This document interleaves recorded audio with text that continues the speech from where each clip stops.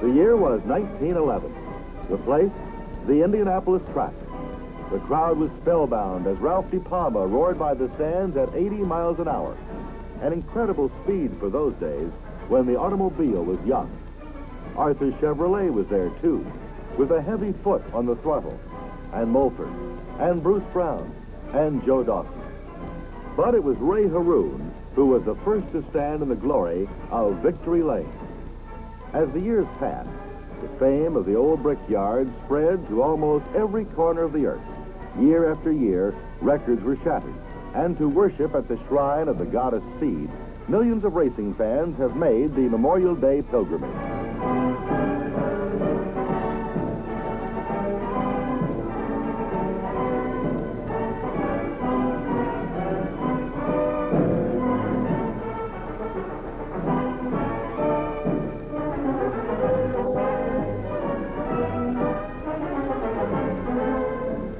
Now a great tradition of spectacle and pageantry has grown around this annual event, the Indianapolis 500 Festival. The festival begins just 2 months before race day, but it's a year-round effort from many of the racing capital's civic, business, and social leaders to plan, organize, and make sure that everything will go smoothly. Choosing and crowning a queen from among the local crop of glamour girls is one of the first and most pleasant duties of the festival committees. There are plenty of social activities to suit almost anyone's taste. Official parties and dinners of many kinds. Breakfast meetings and luncheons help make a busy schedule for committee workers and visiting VIPs. Anybody who is anybody wants an invitation to the Pole Mechanics Banquet to honor the mechanical wizards of Gasoline Alley. To rebuild a car completely in just a few hours before the race calls for miracles. But these men can do it because they know as much about automobiles as there is to be known. The official pace car and the fleet of festival cars are presented to the committee with ceremony that calls attention to the fact that one of America's most exciting and colorful public celebrations has begun.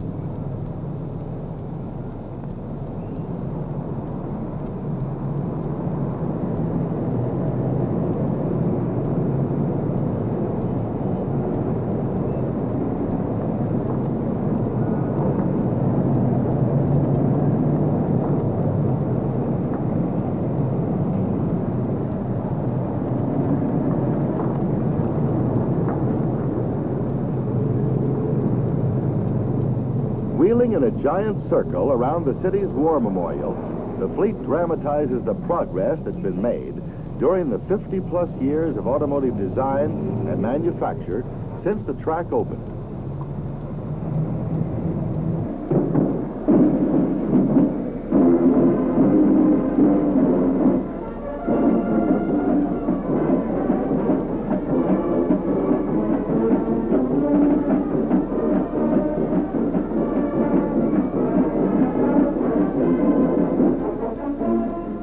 And this same note is echoed in the festival parade itself.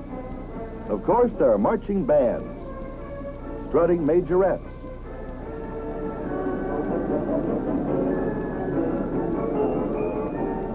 gorgeous girls on gorgeous floats, all the elements that made up the reason why everyone loves a parade.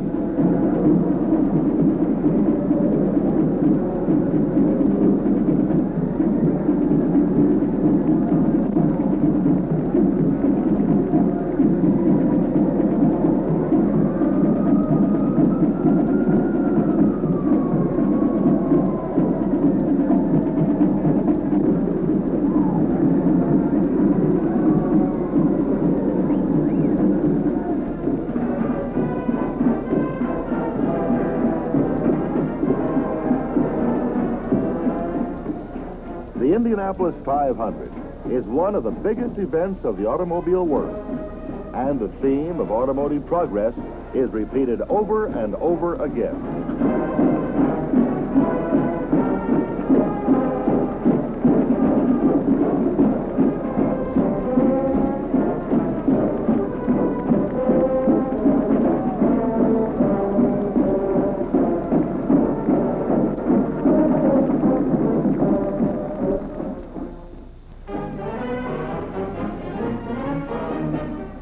opening day at the track and the beginning of the time trials brings out almost as many racing fans as does the actual race.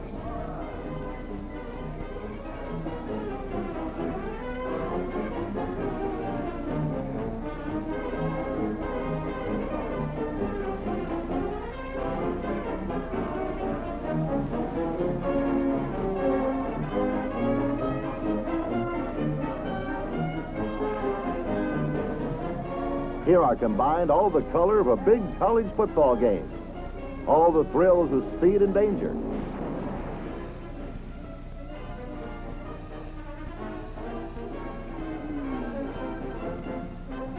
all the fascination and suspense of man's duel against a stopwatch.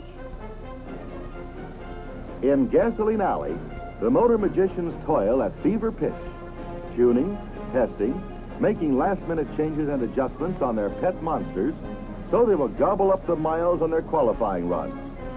They work behind the scenes, but every one of these men knows that earning a place in the starting lineup is in a large measure up to him.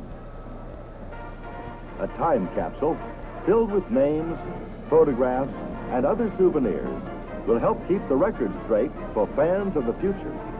Speaking of fans and souvenirs, there never seems to be a shortage of autograph collectors and celebrities galore to make them happy. If you're in the stands, there's a good chance you'll see many of the top drivers of today and yesterday, plus a big assortment of stars and starlets from motion pictures and TV. Action on the ground and in the air. Even a balloon race to get things off to a flying start. In the speed trials, the tension begins to build as it will continue to build until the very last second of the race itself. Which drivers and which cars will be able to qualify, and which will be denied their chance to fame and glory? Only 3 out of 5 can make it. 2 out of 5 will have to watch the race from the sideline. The men in the pit crews are just as eager to qualify as are their drivers. Some of them, you might say, are slightly overeager. The drivers take the bows. For their courage and skill, they earn them. It takes a lot of men, with a lot of training and ability, to boot a racing car across the finish line at speeds of nearly 100 yards per second. One car after another, for 2 weekends, the race crews, drivers, and mechanics alike use every trick they know to beat the clock, to clip off a few fractions of a second between the green flag and the checkered flag. They all know the odds they face. The slightest misjudgment, the least carelessness, the most trivial turn of fate can send them spinning across the track, crashing into the wall, or put them out of the race. To some men, the challenge of danger, the thrill of speed and power are irresistible. Something that makes life more worth living. Something perhaps they've wanted all their lives. Early on Memorial Day, the crowds begin to pour in from the vast parking lot to the stand. Men, women, children, old-time racing buffs, and many who have never been to the track before. For the Gasoline Alley experts, the moment of proof has come. From now on, success will be in the hands of drivers and pit crews. Starting time is drawing close. There go the balloons. The drivers are ready and keyed up to the last notch. The official pace car and the track service fleet are ready. The chief steward makes a last-minute check of his officials and assistants.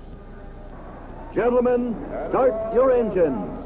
Along the main stretch, as the crews go to work, the pace car will be pulling off for the... The racing drivers circle the track in salute to their fans and followers, some of whom have traveled thousands of miles for this, the biggest show in motordom. The formation is perfect. Every car in position, all picking up speed for the start. The green flag, they're away.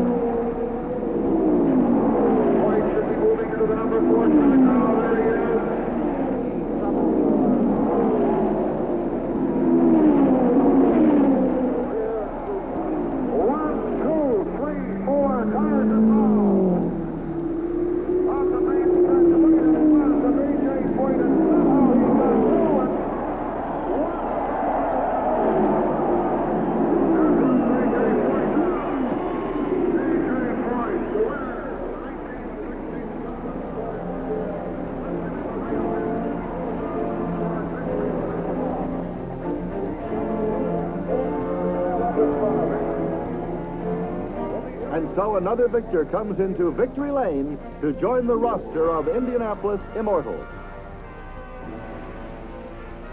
In all the 51 runnings of the Indianapolis 500, just 40 men have made the victory lap.